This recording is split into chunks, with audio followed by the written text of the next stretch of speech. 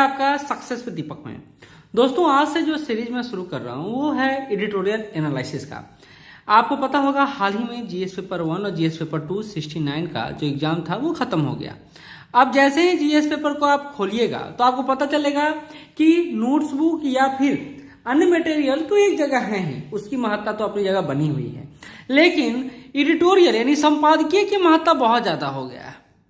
तो हमने भी इसी विचार को कार्य रूप में परिणत किया है और यह प्रयास करूंगा आज से मैं कि ना सिर्फ एडिटोरियल एनालिसिस करूं बल्कि महत्वपूर्ण जो शब्दावली है हिंदी माध्यम में उन सब से भी आपको रूबरू कराऊं, उसका भी अर्थ आपको बताऊं। इससे क्या होगा, डे बाय डे हम लोग कुछ शब्दों को भी सीखते चले जाएंगे, कुछ कंसेप्ट पार्ट को भी सीखते चले जाएंगे। साथ ही इस एडिटोरियल एनालिसिस में हम लोग मेंस क्वेश्चन को भी पुट कर रहे हैं। अगर आपको मेंस क्वेश्चन लिखने का मन होगा तो आप क्वेश्चन भी लिख सकते हैं। तो ये सुविधा मैं आपको उपलब्ध करा रहा हूं। धीरे धीरे इस पूरे सीरीज को मैं जीएस और एसए से जोड़कर पूरा विश्लेषण करके बताऊंगा। आज पहला शुरुआत है, धीरे धीरे यह वीडियो अपग्रेड होता चला जाएगा, यह सीरीज अपग्रेड होता चला जाएगा। बस आपका साथ और आपका विश्वास दोनों चाहिए होगा। तो आज हम लोग क्या देखने वाले हैं, तो आज हम लोग जनसत्ता के सफाई में कुप्रबंधन की बात करने वाले हैं। इसी सफाई में कुप्रबंधन को लेकर द हिंदू भी चर्चा करता है। द हिंदू के भी कुछ सेक्शन को हम लोग इसमें जोड़े हैं। साथ ही अभी हाल ही में बिहार में आरक्षण बहुत चर्चा में रहा और 69 बीपीएससी में तो यहां से क्वेश्चन भी दे दिया गया। तो हम लोग बिहार में आरक्षण को भी समझने का प्रयास करेंगे और उससे संबंधित जो प्रश्न बनेगा उसको भी सॉल्व करेंगे। तो चलिए शुरू करते हैं आज का यह वीडियो। साथ ही बता दूं कि हम लोग श्योर सक्सेस संस्थान के स्तर पर 70वीं को लेकर फाउंडेशन बैच लॉन्च कर रहे हैं 8 जनवरी से। यह बैच किस मामले में इंपॉर्टेंट है, तो कई मामलों में इंपॉर्टेंट है। हम लोग प्रयास करेंगे कि आपका रिजल्ट पूर्ण हो जाए। नहीं होता है तो क्या, तो हम आपको पैसा रिफंड करेंगे। इसके लिए हम लोग यह कर रहे हैं कि आप एक बॉन्ड पेपर लेकर आए जिसमें हमारी 3 शर्तें हैं, बस उसको आपको फॉलो करना है। बाकी अगर आप नहीं पास करते तो हम आपका पैसा रिफंड करेंगे। एक और व्यवस्था, अगर आप चाहते हैं तो किसी अन्य संस्थान में आप जुड़ चुके हैं और चाहते हैं नहीं, वहां समझ में नहीं आ रहा है, कंसेप्ट क्लियर नहीं हो रहा है, तो हम आप अपने संस्थान में मौका दे रहे हैं। आपको एक बात बता दूं, sure success team best material, best teaching technique और बेस्ट रिजल्ट की बात करता है और इसके अलावा कुछ नहीं। चलिए आगे बढ़ते हैं।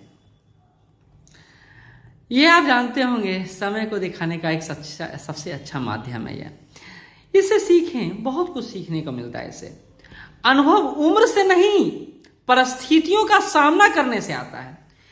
ये बनता है कि आप अनुभव, आप 20 साल के हो गए हैं, 50 साल के हो गए हैं, मैटर नहीं करता है। अगर आप सेम सिचुएशन में रह रहे हैं तो सिचुएशन जब up and down up and down up and down होता है तब आपको सिखाता है, बहुत सारी बातें बताता है। इसलिए संघर्ष जितना आपके जीवन में होगा ना, उतना ही उसका मजा भी होगा। आप देखते होंगे सामान्यतः लड़कियां जल्दी मैच्योर हो जाती हैं। इसका कारण समझें आप, क्योंकि वो शुरुआत से ही सामाजिक परिस्थितियों का सामना करती हैं और उस परिस्थितियों में वो लोहा बन जाती हैं। और कहते हैं हम लोग कि वो स्वार्थी हैं, उनके पास दिल नहीं है। ऐसा कुछ नहीं होता है। ये परिस्थितियां हैं जो उनको महान बनाती है, परिस्थितियां जो उनको बदलती हैं। तो इन परिस्थितियों के आवेश में आकर आप जितना सीखेंगे वो बहुत बड़ा ज्ञान होगा और वो ज्ञान एक दिन में नहीं बल्कि कई दशकों में या कई वर्षों में सीखा जाता है। चलिए आते हैं अपने एडिटोरियल पर। सफाई में कुप्रबंधन, इसमें मूलतः बात किया गया है कि आप देखते होंगे, आप जब भी रोड पर पास करते होंगे तो आप देखते होंगे कि नालियों का सफाई हो रहा है। और नालियों का सफाई कर कौन रहा है, तो ये मैन पावर कर रहा है, यानी मानव शक्ति द्वारा इसको करवाया जाता है। जबकि नियम यह है कि आप इस तरह की सफाई, मानव अपशिष्ट की सफाई मानव अपशिष्ट से नहीं कराएंगे। वो सोच आप देखिए कि हमारा जो अपशिष्ट है, हम जो निकालते हैं उसको मानव द्वारा साफ किया जा रहा है, जिसको घृणित पवित्र माना जाता है। और यही बात यह संपादकीय भी कहता है। क्या कहता है, तो कहता है हमारे देश में मानव अपशिष्ट की सफाई एक गंभीर समस्या है। वर्ष 2013 में एक कानून के जरिए हाथ से मैला उठाने को प्रतिबंधित कर दिया गया। प्रतिबंधित का मतलब क्या होता है, नीचे अभी इंपॉर्टेंट जब शब्दावली में जाएंगे, टर्मिनोलॉजी में जाएंगे तो उसमें समझेंगे। तो कहता है ऑलरेडी यह प्रतिबंध लगा दिया गया है, लेकिन तब भी आज भी यह बदस्तूर जारी है, यानी कंटिन्यू है यह।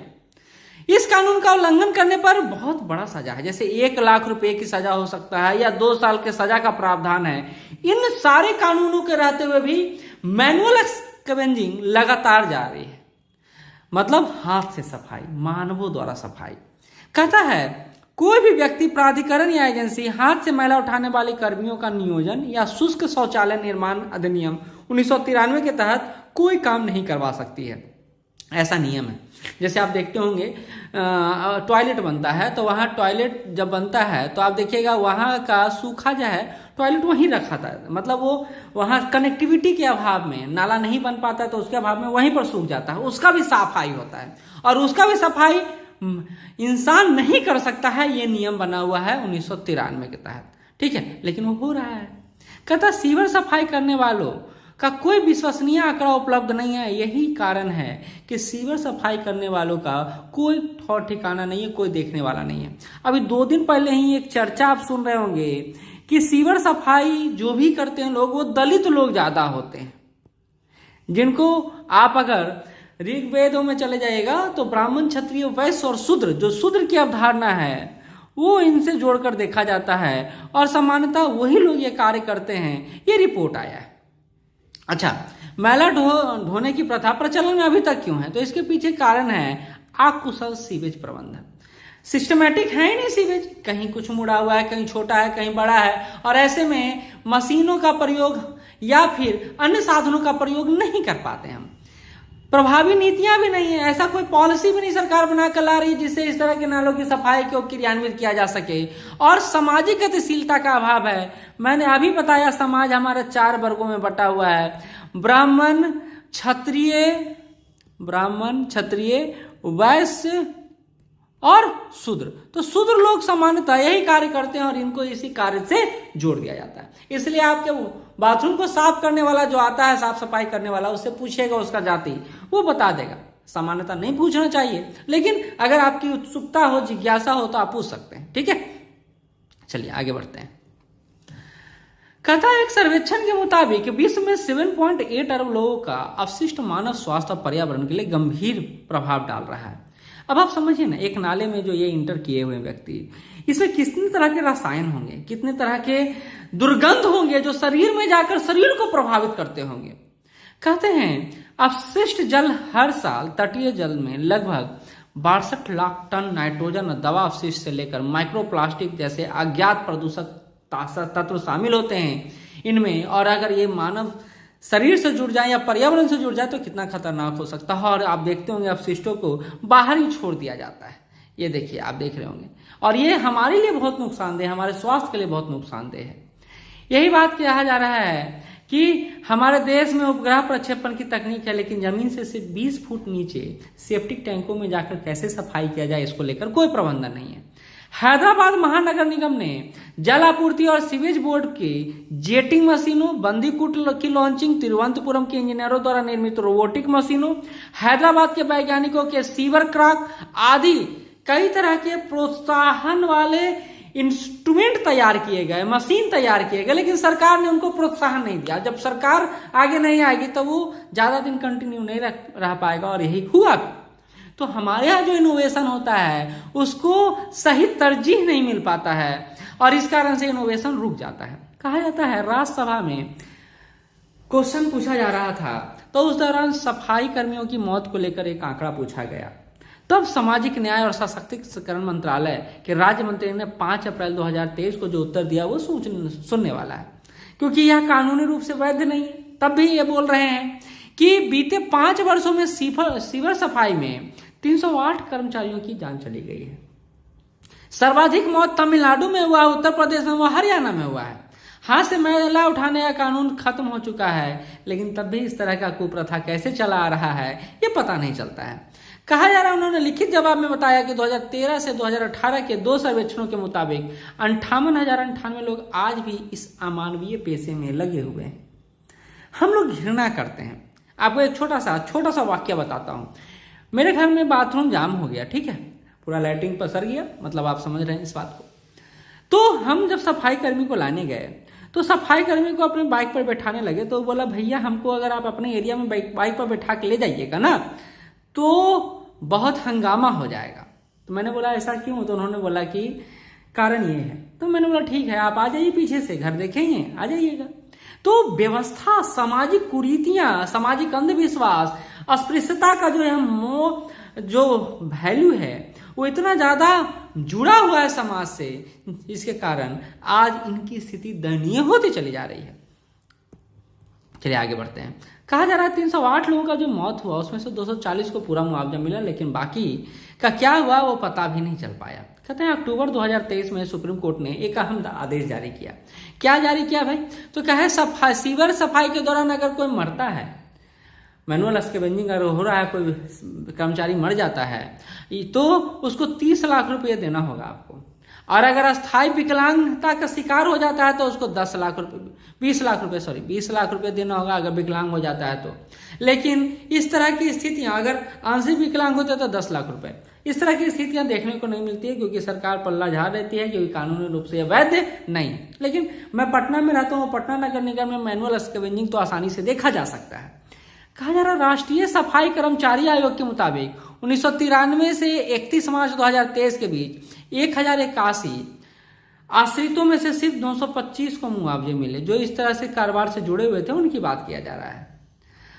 कागजों में तो कहा गया है कि अगर सफाई कर्मी अगर इस तरह के टैंक में, नाले में इंटर करते हैं तो उनको ऑक्सीजन सिलेंडर दिया जाएगा, मास्क दिया जाएगा, विशेष सूट दिया जाएगा और ना जाने क्या क्या दिया जाएगा। लेकिन क्या इनको मिल पाता है? तो मैं बताऊं क्या मिलता है, एक पैक दारू मिल जाता है और उसको फिर वो पी के अंदर चले जाते हैं, और कभी कभी तो फंस भी जाते हैं और मृत्यु भी हो जाता है, जो आंकड़े मैं ऊपर दे रहा था।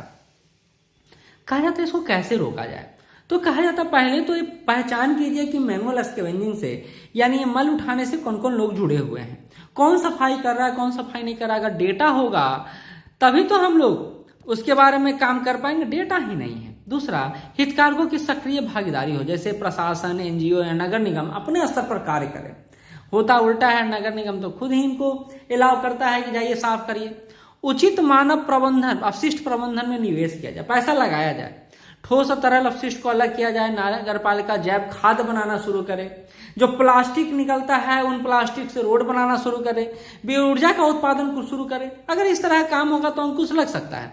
व्यापक जागरूकता फैलाया जाए कि इस तरह का मैनुअल स्कैवेंजिंग अवैधानिक है, गैर कानूनी है, इस तरह का कार्य नहीं करवाना है। लेकिन क्या करे प्रशासन भी, जब उनके पास कुछ और ठौर ठिकाना बचता नहीं है, और जब वर्षा ऋतु आता है तो आप देखते हैं कितना ज्यादा पानी भर जाता है, और उनके लिए एकमात्र उपाय ये बच जाता है कि इंसान के अपशिष्ट की सफाई इंसान के द्वारा कराया जाए। रोबोटिक सफाई का भी प्रयास किया जा रहा है, जैसे बैंडिकूट मशीन का प्रयोग साउथ में किया जा रहा है। लेकिन ये फिर से बताऊं, प्रोत्साहन के अभाव में, सरकार की दया दृष्टि के अभाव में इस तरह के जो इनिशिएटिव हैं वो शुरू होते ही बंद हो जाते हैं। ठीक है, चलिए आगे बढ़ते हैं। कहा जा रहा है कि अपशिष्ट जल प्रदूषण से निपटने के लिए विकेंद्रीकृत प्रणालियों की आवश्यकता है। को डिसेंट्रलाइज करना चाहिए, यानी नगर निगम से अगर नहीं हो रहा है तो दूसरे संस्थानों को देना चाहिए, ताकि वो अपने स्तर पर काम कर सकें। पारंपरिक प्रणालियों का प्रयोग किया जाना चाहिए, यानी अपशिष्ट जल उपचार की समस्या यह है कि आमतौर पर बहुत महंगी, अधिक केंद्रीकृत और बदलती सारी विकास परिपाटी से निपटने में असमर्थ है। तो असमर्थ है तो इसको समर्थ बनाया जाए, और जो कर सकते हैं, जो कैपेबल इंस्टीट्यूशन है, उनको इससे जोड़ा जाए, संस्थाओं को जोड़ा जाए। कहा जाता है चुनौतियों से प्रभावी ढंग से निपटने और जैव विविधता के लाभान्वित होने के लिए हरित बुनियादी ढांचा, निर्मित आर्द्र भूमि, पड़ोस के हरे स्थानों, वर्षा उद्यानों, छत के बगीचों आदि के माध्यम से शहरी नियोजन किया जा सकता है। यानी हम इस पानी का प्रयोग कर सकते हैं जो जल अपशिष्ट के रूप में निकलता है। डिजाइन में क्रांतिकारी बदलाव लाया जा सकता है, जिससे नालियों का निर्माण इस तरह से हो जिससे उसकी सफाई करने में आसानी हो। कहा जाता है कि योजनाकारों विशेषज्ञों का कहना है कि प्रदूषण की समस्या वास्तव में अस्थायी रूप से निपटने का केवल एक ही तरीका है, सारे कचरे का पुनः चक्रण किया जाए, यानी फिर से उनको उपयोग के लायक बनाया जाए। और जब फिर से उपयोग के लायक बनाया जाएगा तो उनसे फिर से ये काम में लाभ भी मिलेगा और निजी निवेश भी आएगा। पुनः उपयोग करना, ऐसे एक मूल्यवान संसाधन बदलना, और इससे एक अच्छा संदेश भी जाएगा। फिर से बता दूं, इसका अगर आपको पीडीएफ चाहिए तो नीचे टेलीग्राम का चैनल का लिंक दिया हुआ, उससे जुड़ जाइए, आपको पीडीएफ भी मिल जाएगा। ठीक है, कहते हैं अमेरिका में इसी को लेकर एक स्टार्टअप न केवल नाइट्रोजन और फास्फोरस को हटाने के काम में जुटा हुआ है, बल्कि अपशिष्ट जल का पुनः उपयोग करने के लिए भी एक प्रणाली का विकास कर रहा है। देखते हैं आगे आने वाले दिनों में सरकार इस पर क्या करती है। लेकिन एक बात आपको द हिंदू का ये ये द हिंदू का है, जिसमें केंद्रीय सामाजिक न्याय मंत्रालय के पैनल ने दावा किया है कि भाई भारत में मैनुअल स्कैवेंजिंग होता ही नहीं है, मतलब मैला से ढोने वाले की समस्या ही नहीं, यहाँ से मैला ढोने वाले कोई है ही नहीं। यह तब है जब समिति ने देश भर में केवल 520 जिलों में ने खुद को इस खतरे से मुक्त घोषित किया है, और बाकी 500, आपको पता है 600 प्लस जिले हमारे हैं, तो बाकी जिलों का क्या इसको लेकर कोई भी बोलने को तैयार नहीं है। अब आते हैं इससे संबंधित क्वेश्चन पर, प्रश्न पर। प्रश्न है, भारत में मानव द्वारा मानव सफाई एक गंभीर समस्या है। इस समस्या के समाधान व नीतियों का आलोचनात्मक मूल्यांकन करना है। मूल्यांकन गलत लिखा हुआ है, मूल्यांकन करना है। तो आपको ये क्वेश्चन अगर लिखना चाहते हैं तो लिख सकते हैं, आप उसी ग्रुप में, टेलीग्राम ग्रुप में भेज सकते हैं। अगर समय मिला तो मैं चेक करूंगा, नहीं तो अन्य लोग तो वहां आपको सहयोग करेंगे ही करेंगे। अगला जो एडिटोरियल है वो है बिहार में आरक्षण को लेकर, रिजर्वेशन इन बिहार। आपने अभी देखा होगा कि बिहार में जातिगत गणना हुआ है, जातिगत गणना हुआ है। ये जातिगत गणना आने के बाद जो आपके सामने दिख रहा है वो है पहले का रिजर्वेशन और अब का रिजर्वेशन। क्या हुआ कि आरक्षण पहले 16% था एससी को, अब 20% कर दिया गया। एसटी को 1% था, 2% कर दिया। ओबीसी को 12% था, 18% रिजर्वेशन कर दिया। और ईबीसी को जो 18% रिजर्वेशन था, 25% रिजर्वेशन कर दिया गया। ये रिजर्वेशन क्या सही है और क्या गलत, इसको लेकर चर्चा होनी चाहिए। फिर से आपसे यह कहता हूं मैं कि आप इसको लेकर क्या सोचते हैं, अपना भी मत कमेंट बॉक्स में जाकर जरूर दें, क्योंकि आप जितना ज्यादा बौद्धिकता का परिचय यहां पर देंगे उतना ही ज्यादा पता चल पाएगा कि आप चीजों को लेकर, आप समस्याओं को लेकर, आप विभिन्न इशू को लेकर क्या एक सोच रखते हैं। ठीक है, तो कह रहा 17 नवंबर को बिहार के राज्यपाल ने राज्य में नौकरियों में और शिक्षा में आरक्षण की मात्रा 75% कर दी, जिसमें बाकी डेटा यहां देख ही दिए। विशेष रूप से मंडल आयोग का मामला आया था, इंदिरा साहनी का वाद आया था 1992 में। भारत के सर्वोच्च न्यायालय ने निर्धारित किया कि 50% से ज्यादा रिजर्वेशन नहीं दिया जा सकता है, और कहा गया अदालत का जोर अनुपातिक प्रतिनिधित्व के विपरीत उत्पीड़ित वर्गों पर पर्याप्त प्रतिनिधित्व था। कहा गया कि अनुपात में आप मत लीजिए रिजर्वेशन, बल्कि जिनको उत्पीड़ित हैं, जो शोषक वर्ग हैं, उनको शामिल कीजिए। ये था वाद। 75% का नियम सुप्रीम कोर्ट का ऐतिहासिक फैसला रहा था। उस समय मंडल आयोग को लेकर देश स्तर पर पूरा जल रहा था, देश, बहुत सारे लोग इसका विरोध कर रहे थे। तब सुप्रीम कोर्ट का ऐतिहासिक फैसला आया कि आरक्षण चाहे नौकरी हो या शिक्षा हो, कुल सीटों में 50% से अधिक रिजर्वेशन नहीं होना चाहिए, पहली बात। दूसरा, 1963 में एमआर बालाजी में 7 न्यायाधीशों का पीठ बैठा था। उन्होंने आरक्षण को संवैधानिक योजना के तहत अपवाद व विशेष प्रावधान की प्रकृति बताया था कि आरक्षण क्या है, अपवाद है। इन उन लोगों के आगे अपलिफ्टमेंट के लिए है, आगे बढ़ने के लिए है, जो समाज में कमजोर है। इसीलिए उन्हें 50% से अधिक पद या सीटें प्रदान नहीं की जा सकती। हालांकि आरक्षण का यह समझ 1976 में बदल गया और यह स्वीकार किया गया कि आरक्षण अपवाद के बजाय समानता के पहलू पर काम करेगा। मतलब कोई अपवाद सिद्धांत नहीं काम करेगा, बल्कि सबको अपलिफ्ट करना है, आगे बढ़ाना है, इसलिए आरक्षण देना जरूरी है। और 50% सीमा बना रहा, नहीं भाई 50% से ज्यादा रिजर्वेशन नहीं हो सकता है। लेकिन 1990 में मंडल आयोग के मामले में 9 न्यायाधीशों की पीठ ने 50% की सीमा की पुष्टि की और कहा कि यह एक बाध्यकारी नियम नहीं है, जरूरी नहीं है कि 50% रिजर्वेशन हो।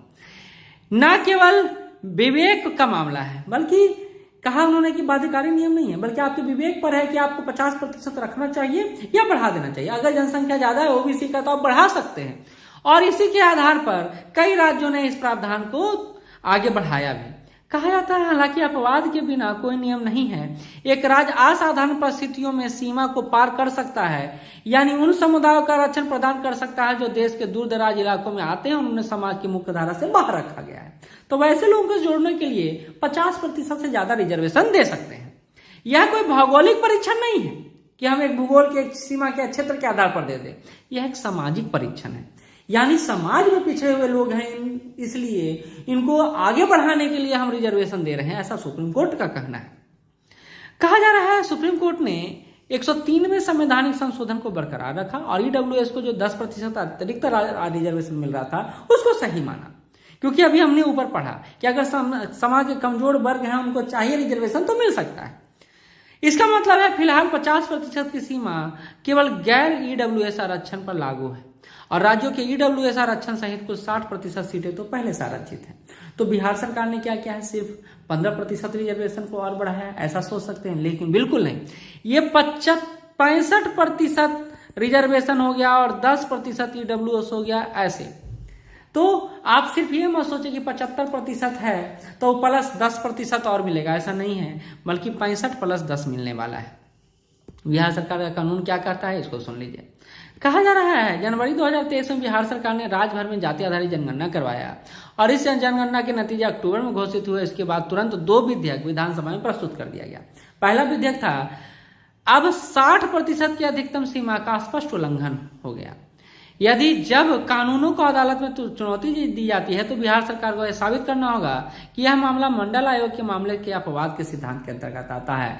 यानी जो पहला नियम रखा गया वो रिजर्वेशन को बढ़ाकर 50% से कितना कर दिया गया, 65% कर दिया गया। दूसरा उल्लंघन इस मामले के लिए कि राज्य सरकार द्वारा दिया गया औचित्य है कि मुख्यमंत्री नीतीश कुमार ने सदन के पटल पर स्पष्ट रूप से कहा कि जाति गणना के मामलों के परिणामों के मद्देनजर आरक्षण की मात्रा बढ़ाने का इरादा है। यानी जो जाति गणना रिपोर्ट आया था उसके आधार पर बिहार सरकार ने ये रिजर्वेशन को बढ़ाया है। हालांकि सुप्रीम कोर्ट ने बार बार माना है कि राज्य केवल आरक्षित वर्गों की जनसंख्या के अनुपात में आरक्षण की मात्रा तय नहीं कर सकती है। मतलब कि हमारे पास इतना जनसंख्या है, जातिगत जनगणना है, इसके आधार पर हम आरक्षण बढ़ा दें, ऐसा सुप्रीम कोर्ट नहीं कहता है। ऐसा इसलिए क्योंकि आरक्षण के पीछे एकमात्र वैध उद्देश्य है कि दलित वर्गों के पर्याप्त प्रतिनिधित्व को सुनिश्चित करना और अनुपातिक प्रतिनिधित्व से अलग करना, मतलब उनको विशेष सुविधा देना, और इसीलिए आरक्षण का प्रावधान किया गया अंततः। क्योंकि सरकारें कह रही थी कि भाई ये जो 3 वर्ग है, 4 वर्ग है, उसमें जो दलित वर्ग है उसको आगे बढ़ाना है तो हमको उनको कुछ ना कुछ प्रीफरेंस देना होगा, और वो प्रीफरेंस आरक्षण के रूप में देखा गया। फिर कई सारे अन्य लोग भी आए, आगे जातियां भी आई, पिछड़े वर्ग के रूप में आए। बिहार में अति पिछड़ा की अवधारणा को भी लाया गया और इस तरह आरक्षण बढ़ते चला गया। कहा जाता है मेवाड़ियों की तरह इसको बांट रहे थे राजनीतिक दल, क्योंकि वोट बैंक की राजनीति करना था। कारण कुछ भी हो, बिहार सरकार आज 75% रिजर्वेशन लागू कर चुका है। यह यथार्थ सत्य है जिसको अभी तक सुप्रीम कोर्ट ने भी नहीं रोका है, जबकि ऐसे ही मामलों में कई राज्यों पर रोक लगा दिया गया था। कहता है बिहार ऐसा पहला राज्य नहीं है। इसके पहले ईडब्ल्यूएस कोटा को छोड़कर भी छत्तीसगढ़ में 72%, तमिलनाडु में 69% 1994 के अधिनियम के तहत ही लागू है। इसके तहत पहले भी अरुणाचल प्रदेश, मेघालय, मिजोरम, नागालैंड में 80% तक रिजर्वेशन मिल चुका है। लक्षद्वीप में तो अनुसूचित जनजातियों के लिए 100% आरक्षण है, लेकिन महाराष्ट्र और राजस्थान में जब इस रिजर्वेशन को लागू किया गया तो उसको अदालतों द्वारा खारिज कर दिया गया कि आप सही रूप में से अपवाद सिद्धांत का पालन न करके आप राजनीतिक रोटियां सेकने में लगे हुए हैं। ठीक है, कहता है आगे क्या, तो ऐसा प्रतीत होता है कि बिहार सरकार अन्य राज्यों के नक्शे कदम पर चल रहा है जो पहले की 50% सीमा का उल्लंघन है। यह अपरिहार्य लगता है, यानी यह जरूरी लगता है। अपरिहार्य का मतलब जरूरी, कि बिहार 2 कानूनों की वैधता को सर्वोच्च न्यायालय ले जाएगा और न्यायालय में से 50% से अधिकतम सीमा की पूरी तरह से पुनर्विचार करने के लिए आग्रह करेगा। ये आग्रह इसलिए भी ज्यादा सटीक है क्योंकि सरकार के पास डेटा उपलब्ध है कि भाई अभी जाति गणना कराए हैं, देखिए क्या स्थिति है। यह देखना बाकी है कि अदालत क्या करती है। बिहार सरकार ने तो एक और प्रयास किया, कहा कि भाई हमको जो रिजर्वेशन लागू किए हैं ना उसको 9वीं अनुसूची में जोड़ दीजिए। अच्छा, 9वीं अनुसूची में जोड़ने से क्या होगा, तो 9वीं अनुसूची में अगर जोड़ दिया जाता है तो अदालतों में इसको चुनौती नहीं दिया जा सकता है, लेकिन केंद्र सरकार इसको अभी 9वीं अनुसूची में जोड़ा नहीं है। अब यहाँ से प्रश्न जो बनता है वो ये बनता है कि आरक्षण से आप क्या समझते हैं।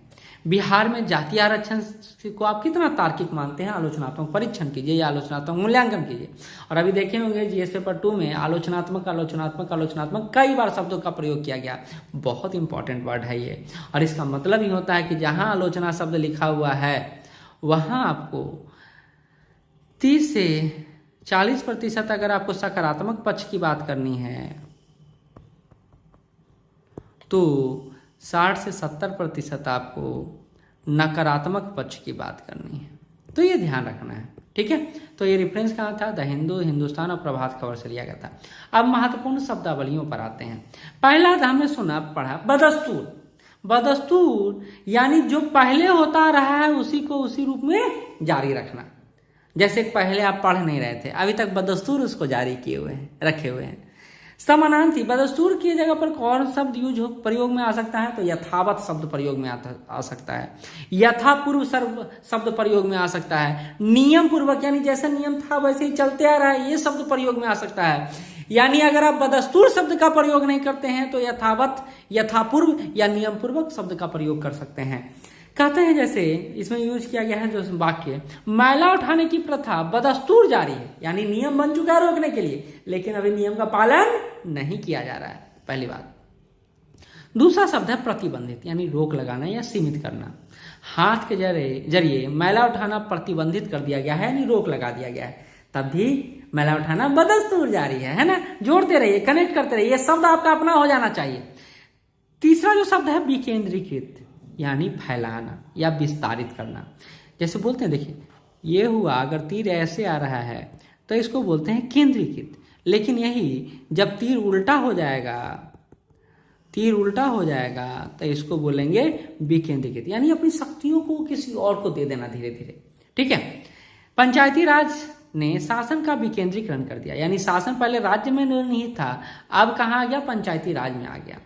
इसी तरह एक और शब्द है पुनर्कल्पना, यानी फिर से विचार करना या सोचना या अतीत को याद करना, कल्पना करना कि हम कैसा थे, क्या थे और क्या हो गए, है ना। तो इस तरह एक महत्वपूर्ण शब्दावली है जिससे मैं आपको रूबरू करवाया। फिर से बता दूं, हम लोग श्योर सक्सेस के स्तर पर यह प्रयास कर रहे हैं कि आपके लिए बेस्ट किया जाए और बदलते पैटर्न के अनुसार आपको तैयार किया जाए। तो 8 जनवरी से हम लोग जीएस क्लासेज लेकर आ रहे हैं, फाउंडेशन बैच लेकर आ रहे हैं, ऐसे क्लासेज लेकर आ रहे हैं, और सबका टाइम फिक्स है और समय फिक्स है, और ये बाइलिंगुअल है, हिंदी और इंग्लिश मीडियम में है। ड्यूरेशन 9 महीने का है। और फिर से अगर आप दूसरे संस्थान में जुड़े हुए हैं तो हम आपको शर्तों के साथ आपको डिस्काउंट 50% भी दे रहे हैं। बाकी जो हमसे पहले जुड़े हुए हैं छात्र, जो भी छात्र हों, उनको हम लोग ऑनलाइन में 3500 और ऑफलाइन में 4000 रुपया ले रहे हैं। आज यहीं तक, फिर मिलते हैं। धन्यवाद।